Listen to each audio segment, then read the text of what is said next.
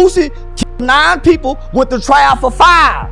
Used a 6-year-old to kill 5 people, and this kid didn't make over $50,000. He paid $2,000 per hit. All right, so let me put y'all on to something that is about to completely flip the narrative on one of the most talked about cases in rap history.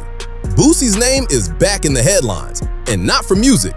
His former young hitman, Marlo Mike, has reportedly decided to cooperate with the feds. This is a person who stayed silent through a life sentence. Watch the man who allegedly orchestrated everything walk out of court a free man, and is now done protecting that loyalty. Done. And the ripple effects of this decision are going to reach further than most people are ready for. Now, before we get into what's happening today, we need to lay the foundation properly, because this story does not make sense unless you understand the environment that created it. Baton Rouge in the mid-2000s was not a forgiving place.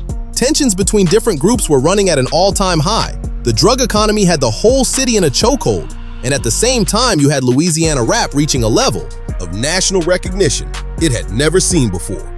Boosie was at the center of all of that, riding high with Trill Entertainment, putting out records that had the whole South locked in. Songs like Zoom and Wipe Me Down were everywhere. But here's the thing about being that visible while still having your feet planted in street business. It makes you a target. People start calculating how to take what you built. And Boosie needed soldiers around him who were not just for show. Enter Michael Louding, a teenager from the same city, the same struggle, probably the same blocks that Boosie rapped about. The kid had nothing remarkable about his story at that point. No long reputation, no street resume, nothing that would signal what was coming. But when someone with Boosie's stature and resources decided to bring him in close, everything changed. And here's the part that people need to sit with. This was not a grown man making calculated decisions about the life he was choosing. This was a child who saw someone he admired extending an opportunity and took it without understanding the full cost. At that age, your vision only goes so far. You see what is right in front of you. You do not see the prison cell at the end of the road. What Marlo Mike ended up being responsible for is genuinely staggering. 9 people lost their lives, and prosecutors tied all of it back to him. 9. He had not even reached the age where the law considers you capable of making adult decisions in most areas of life. Yet here he was, allegedly functioning as a contract killer. And the compensation for all of that? Reportedly $2,000 per job. Let that land for a second. People with his level of alleged involvement in organized crime are usually talking about serious financial arrangements. But this kid was allegedly being handed pocket change by someone who was generating real money. 9 lives, 9 families permanently shattered, and the total comes out to $18,000. That is less than what some people spend furnishing a living room. To a teenager from a low-income neighborhood, that amount might have felt significant in the moment. It might have meant stability. It might have meant status. But the transaction was as exploitative as it gets. A man with power and money using a child's desperation as a weapon and compensating him like he was worth nothing. One of the cases that prosecutors zeroed in on involved Terry Boyd, killed in October 2009. The argument was that Boosie called for it, and Marlo Mike was the one who showed up and carried it out. But that was a single chapter in a much longer story. When investigators began mapping out the full picture, even seasoned law enforcement people were taken aback by the volume of it. What almost never enters the conversation is what all of this was doing to Marlo Mike internally. People want to talk about the street code and the consequences, but nobody wants to discuss what it does to a human being, especially a young one, to be responsible for ending multiple lives. The human brain is not fully developed until a person reaches their mid-20s. The capacity to process extreme trauma, to regulate emotion, to think long-term. None of that is complete at 15. So while Boosie was building his career, expanding his platform, and living the life that his music described, this teenager was quietly deteriorating under the weight of what he had done. Every person he had harmed left a mark on him that no amount of street credibility could cover. There were no resources available to him, no one checking in on his mental state, no support system helping him work through any of it. He was just expected to move on to the next thing and keep going. Boosie was not sitting down with him having real conversations about what he was carrying. That was not the nature of that relationship. Marlo Mike was a utility. When he was needed, he was activated. When he was not, he was invisible. And that reality eventually became too heavy to keep inside. Marlo Mike made the decision to go to law enforcement and lay everything out. Not because investigators had built a case that cornered him, not because someone else had already flipped and left him exposed, but because the psychological burden had reached a breaking point. He needed to release it regardless of what it cost him, and it cost him everything. When that came out, the street reaction was split right down the middle. One side said he broke the code and there is no justification for it. The other side said, wait, a grown man with money and influence used a child to do his dirty work and then let that child take the full weight of the consequences? Those are two very different conversations. Because here is the reality of how this played out legally. Boosie faced charges connected to 5 of those murders. His legal team was thorough and effective, and when the jury deliberated, could not reach the threshold of certainty required to convict. He walked. Went right back to his career, his platform, his life. Marlo Mike went to Angola. For anyone unfamiliar, Angola is not just a prison. It is a place with a history as heavy as any in this country, sitting on land that was once a plantation, operating in ways that make people uncomfortable to read about. And that is where they sent someone who had just turned 16. Life without parole.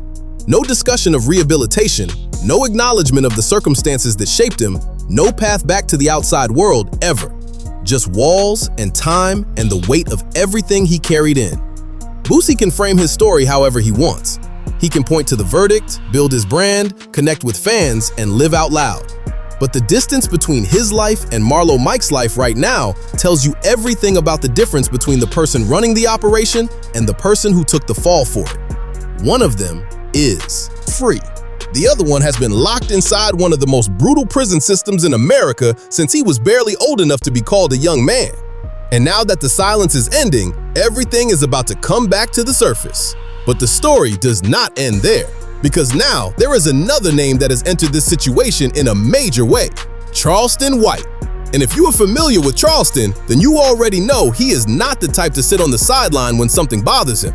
He has been vocal, relentless, and direct about this whole situation. Charleston has made it his personal mission to advocate for Marlo Mike's release, and in the process, he has been putting Boosie's name in his mouth every chance he gets, and not in a complimentary way. A big piece of what Charleston has been pushing is the issue of juvenile life without parole, the practice of sentencing minors to spend the rest of their natural lives incarcerated with zero possibility of ever getting out. His argument is rooted in something that science actually backs up. The section of the human brain responsible for things like impulse control, consequence awareness, and long-term decision-making is not fully operational until a person is somewhere in their mid-20s. So the legal and moral question Charleston keeps raising is this: how does a society justify giving a 15-year-old the exact same sentence it would hand to a fully developed adult who made conscious, calculated choices? The logic just does not hold up when you look at it honestly. Charleston made multiple trips to Washington, D.C. We are talking 4 or 5 separate visits to lobby legislators directly and push for reform. He was meeting with organizations, sitting down with lawmakers, and bringing stories like Marlo Mike's into rooms where those decisions actually get made. And that advocacy did produce some results. The Supreme Court ultimately ruled that mandatory life without parole sentences for juveniles violated constitutional protections. That was a significant moment. But here's where the cruelty of the legal system reveals itself. That ruling was not applied retroactively to people who had already been sentenced under the old standard.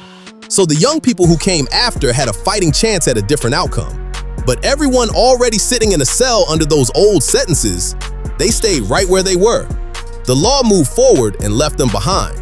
That is exactly what has Charleston so fired up. He sees a situation where the rules changed, but the people who needed relief the most never felt any of it. And his frustration with Boosie is pointed and public. Charleston has said outright that Boosie has had a more damaging influence on young people than almost anyone else he can think of. He has argued that Boosie deserved the harshest possible consequences precisely because he was the architect of the situation, the one with the resources, the platform, and the authority who chose to point a child in the most destructive direction imaginable. Charleston has even gone as far as saying he would want to get Boosie in a boxing ring just to make him feel some version of what he put others through. The man is not speaking in metaphors. He genuinely feels that accountability has been completely absent from Boosie's side of this story. One thing Charleston said that has stuck with a lot of people is the observation that Boosie rests easy because he never personally pulled the trigger. Meanwhile, the teenager who did is lying awake in a prison cell every night, unable to escape what he did. A 15-year-old with 9 lives on his conscience going to law enforcement, not because he was caught, but because he could not function under the weight of it anymore.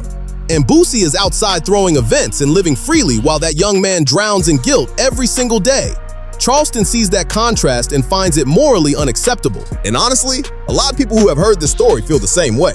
Now look, there will always be people who say Marlo Mike made his own choices, that he picked up that weapon, that he could have walked away, that personal responsibility does not disappear just because you are young. Like, you saying you doing this and doing that in your music, then y'all gotta be really doing that shit. That's what Boosie want. And Pooh Shiesty, he gave it to him. You understand? He's saying he feel like the only rapper got more bodies than him on some shot calling shit, because ain't no way he talking about actually doing it. Boosie's name is back in federal territory, and the hip-hop community is still trying to make sense of the fallout. What makes this whole thing sting different is the fact that the person who put him there wasn't an enemy. It was somebody he brought up himself. While Pooh Shiesty was busy flooding his social media with comeback energy fresh out of prison, he was out here referencing body counts loud enough for everyone to hear. And that forced Boosie's hand in a way nobody had ever seen before. The real story underneath all of this is darker than what most people were expecting. What we're about to break down is how one careless caption may have just reignited federal interest in a man who worked incredibly hard to stay out of their crosshairs. We're pulling back the curtain on some street politics that cut deep through the hip-hop world and may have permanently damaged one of the most solid bonds the industry has witnessed in recent memory. And before anybody starts jumping ahead, let's lay the foundation properly. Ever since Pooh Shiesty surfaced online after his release and put up a post essentially placing himself in a very short list of rappers with serious body counts, with Boosie being the only name above him, the internet has not settled down. Fresh out of a federal bid, this Memphis native hit Instagram looking like life was everything. New jewelry, new grill, full confidence. And somewhere in between all of that, he typed out a caption that detonated across the entire rap landscape. Before anyone writes this off as standard tough talk from a rapper, consider the position Boosie was actually in. The man had just survived an incredibly serious federal case and managed to walk out of the courtroom with probation. That alone was remarkable. So when his own artist turned around and voluntarily connected his name to the exact type of language prosecutors love to use as ammunition, the situation became something much more serious than a social media moment. Sources on the ground have been weighing in heavily, and the consensus seems split between people who think Pooh Shiesty just made the worst mistake of his career and those who believe the whole thing was a calculated move to create distance between him and Boosie. Regardless of the motive, both of these men are now dealing with consequences neither of them can walk back easily. The caption itself was straightforward. He came out and said there was maybe one rapper walking this earth with a higher body count than his, and that man was Boosie. Anyone with real street knowledge understands that putting those words on a public platform is not something you do carelessly, and it becomes 10 times more reckless when you've literally just stepped away from federal prosecution. The expectation for Pooh Shiesty coming home was that he'd move quietly, rebuild his brand strategically, and let his music do the talking. This was the opposite of that. The moment you start attaching body count conversations to real names in the rap game, you've crossed out of entertainment and walked straight into the kind of territory that ends careers and opens investigations. Memphis reacted almost instantly, and the streets weren't showing Pooh Shiesty any grace. People out there were making it clear they didn't take his words as a confession of personal action. The real interpretation was that his reach went further than his hands. The narrative coming out of Memphis painted him as someone who funded violence rather than participated in it directly. And that distinction didn't exactly soften the response. If anything, people came at him even harder for it. But strip all the Memphis politics away, and the core issue here is still Boosie, a man who endured one of the most publicized and legally complex situations any rapper in this generation has gone through. Back in 2009, he was looking at first-degree murder charges stacked on top of conspiracy charges, the kind of case where walking free feels like a miracle. The prosecution built everything around his alleged involvement in a string of homicides connected to his associate, Marlo Mike. Grand jury has indicted Torrance Hatch, otherwise known as Lil Boosie. Let's take a real close look at the Marlo Mike situation specifically, because without understanding that history, there's no way to fully grasp why what Pooh Shiesty posted carried the kind of weight that it did. Marlo Mike was reportedly a teenager, only 15 years old, who prosecutors accuse Boosie of using as a paid killer to handle multiple murders on his behalf. The government's argument was that Boosie would put a price on someone's head and Marlo Mike would be the one to go out and collect. The entire case rested on the idea that Boosie was sitting at the top, giving orders and financing hits on various people across Baton Rouge, including Terry Boyd, among others. At some point, Marlo Mike flipped and started working with the government, telling authorities that Boosie had paid him to take out at least 9 people across a 2-year window. Prosecutors used all of that to frame Boosie as the architect of an ongoing murder-for-hire operation with multiple victims in a years-long timeline. Here's where the story shifts, though. Boosie beat it. After grinding through years of legal battles, standing firm on his innocence, and letting his attorney systematically dismantle the prosecution's foundation, he walked away from what could have been a life sentence. The jury never reached a guilty verdict on the first-degree murder charges, and the case eventually resolved with him pleading to reduce charges and receiving time served alongside probation. Around that same time, voices from the street were making a point that the only people who can really speak with authority over someone who calls shots are the ones who actually do the work themselves. The argument being made was that when it comes to actually stepping to someone, there's no comparison to be drawn. Two things exist in entirely different categories. For anyone who doesn't fully understand what it means to beat the federal government in court, here's the reality of it. Federal prosecutors win roughly 95% of the cases they take to trial. They don't walk into a courtroom unless they believe their evidence is airtight and their witnesses are solid. The fact that Boosie came out on the other side of those charges says a lot about either the strength of his legal defense or the significant weaknesses that existed in what the government actually had on him. The Marlo Mike case was essentially a blueprint for how federal prosecutors try to construct murder-for-hire arguments. The theory was that Boosie would identify who needed to be dealt with, put up the money for weapons and logistics, and Marlo Mike would handle the actual execution of the plan. And this wasn't supposed to be a one-time thing. The government claimed it happened repeatedly with alleged payments, reportedly ranging anywhere from a few $1,000s up to around $10,000 per job. The defense came in and systematically broke down why that narrative didn't hold up. They argued the evidence was largely circumstantial, that the people testifying had serious credibility problems, and that the government simply could not place Boosie's direct hand in any specific killing beyond a reasonable doubt. The case began crumbling once witnesses started contradicting themselves on the stand, and the defense started exposing the timeline inconsistencies and the holes in the physical evidence the government was relying on. What people keep missing about this whole Pooh Shiesty situation is that the streets and the courtroom are two completely different arenas, and he just played street chess on a federal board. This wasn't just a caption. This was potentially a case file getting reopened. Investigators don't need a confession. All they need is a direction, and Pooh Shiesty just handed them a compass.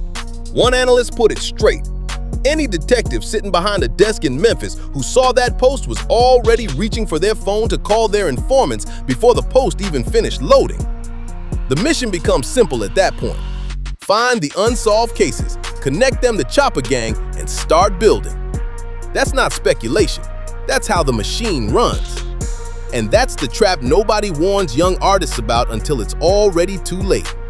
The authenticity that makes fans go crazy at shows and stream records millions of times? That same energy is what keeps a federal file with your name on it active and growing. Pooh Shiesty wasn't just bragging online. He was potentially drawing a map and posting it publicly for anyone with a badge to study. People in Memphis started breaking it down from a street analysis perspective almost immediately. The point being made was that law enforcement doesn't even need to directly cite what someone posts online. Content creators and street commentators do the legwork of assembling the narrative publicly, and investigators come behind them using it as a guide to locate real evidence on their own terms. By the time it reaches a courtroom, it looks like independent police work, but the thread that led them there started with a caption on somebody's Instagram page. Digital posts that may never touch a trial can still walk detectives straight to witnesses, locations, and relationships they had no previous visibility into. Here's something a lot of people outside the system don't understand about how federal cases actually get put together. It's never about one moment. Prosecutors don't build cases around single incidents. They construct conspiracy narratives that pull years of activity into one story. Phone records, lyrics, social media, surveillance, witness statements. Everything gets layered together until a picture forms. The moment Pooh Shiesty dropped Boosie's name inside a body count discussion, he essentially reminded the government about a case they couldn't fully close. Boosie walking away from those charges doesn't mean investigators shredded the file. New witnesses, new information, new angles. Any of that can bring certain aspects back to life. Street analysts pushed the conversation even further and raised something important that most people glossed over. The real ones who can hold someone accountable for talking heavy aren't other rappers, it's the homicide unit. Because if someone is genuinely applying that kind of pressure in real life, their name is already cycling through detective briefings on a regular basis. That comes with the territory. So when an artist makes public claims about body counts, what they're really doing is confirming for law enforcement that they're worth watching more closely. And everyone in that post, every name that got mentioned, just inherited a piece of that same scrutiny. Memphis showed up and was not gentle with their response. People from Pooh Shiesty's own city were poking holes in the whole thing, and the comparison they kept bringing up involved Julio Fulio and Young and Ace. The argument being made was that anyone who's actually listened to their music knows the references in those songs go far deeper than anything Pooh Shiesty was claiming. Pulling Boosie's name to the top of that list while ignoring what those two have put on record didn't hold up under any real examination. That comparison also exposed two dangerous legal paths running simultaneously. If Pooh Shiesty was exaggerating or completely fabricating his involvement in violence, that opens the door to false statement and fraud exposure. If he was being truthful, then he just publicly documented serious felonies with zero legal protection around them. There's no third option. Both roads are bad, and both create problems that don't just affect him, they affect every name connected to the conversation. For those who need the cultural context broken down. When street culture references bodies or hats, the conversation is about participation in homicides. That's the highest credibility currency in certain circles, but it also happens to be the most legally toxic thing you can voluntarily attach to your own name in a public forum. Artists living in that space are constantly walking a wire between staying authentic and self-destructing. And the commentary around this situation made something else clear too. Real respect from real people in real life hits different than any online following ever could. 1 million followers is visual. Actual street weight is physical. You feel the difference. The problem is, the internet doesn't care about that distinction. What gets posted online becomes permanent documented evidence. Federal cases aren't built on street reputation. They're built on digital trails, intercepted communications, and recorded statements that prosecutors can present to a jury in black and white. When Boosie reportedly came across that post, his response was immediate and unambiguous. He made it clear he wanted no part of that conversation, not in any form, not for any reason. And honestly, that reaction makes complete sense once you understand where he's standing. This is a man who just survived federal charges that genuinely threatened to keep him locked away for the rest of his life. He fought through all of that and came out with probation. The last place he needed his name to show up was inside a social media post about unsolved homicides put there by someone he personally invested in. Boosie didn't build that relationship with Pooh Shiesty overnight. He poured real mentorship into that young artist and helped shape the trajectory of his career. That's what made this land so much heavier than a typical rap situation. Because for Pooh Shiesty to put that caption up, it means either he genuinely didn't think about what those words could cost Boosie legally, or he thought about it and moved forward anyway.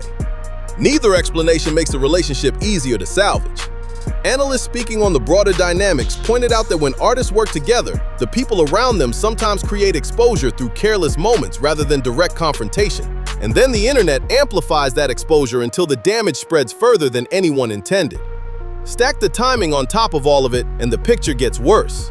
Pooh Shiesty had just walked out of federal prison.